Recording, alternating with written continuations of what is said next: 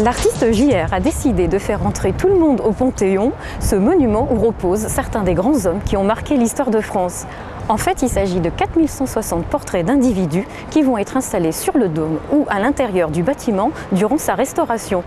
Ces photos ont été collectées via un site internet et également par un camion photographique qui a sillonné plusieurs points en France pour aller à la rencontre des gens dans l'esprit de l'Inside Out Project de JR qui a parcouru le monde. Ce 3 juin, JR, donc, à l'invitation du Centre des Monuments Nationaux, va nous livrer une nouvelle version de ce projet participatif et nous allons aller à l'intérieur du Panthéon pour découvrir cette œuvre créée spécialement pour les lieux. JR crée une fois de plus l'événement. Artiste urbain et activiste humaniste, il s'est fait notamment connaître en affichant des portraits XXL d'anonymes porteurs de messages dans différents endroits du monde. Vainqueur du prix TED en 2011, JR a lancé cette œuvre participative à l'échelle planétaire, un vœu pour changer le monde, chacun pouvant se faire prendre en photo, l'imprimer puis l'afficher. Cette fois, ce sont des inconnus qui entrent au Panthéon durant la restauration de ce monument et qui représentent l'un des plus grands chantiers d'Europe. Une approche artistique également respectueuse de la vocation de ce lieu, où reposent notamment Victor Hugo, Jean Moulin ou Pierre et Marie Curie. À cette occasion, Articity Show a eu le plaisir de rencontrer l'artiste.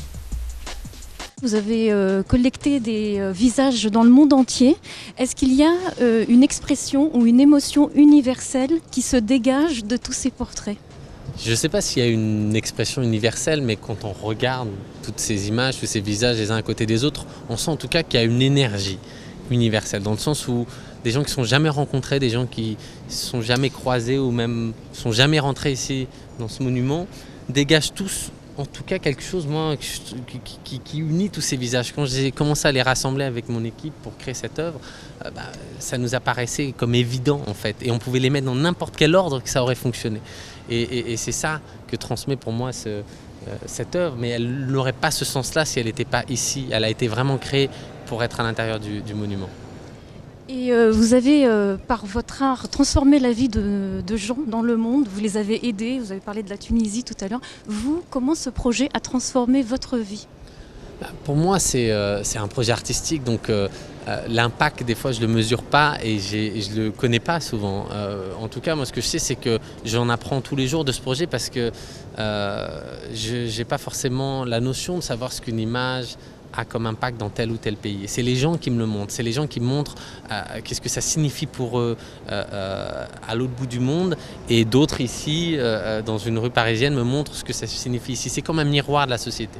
Et moi, je suis comme un sociologue, j'étudie, j'observe, mais pour moi, c'est important que ce projet appartienne aux gens. C'est à eux de décider de la trajectoire, de la manière dont ils veulent communiquer avec. La seule règle que j'impose, c'est que ça ne doit pas être lié à une marque ou une organisation, et que ça doit être un projet personnel.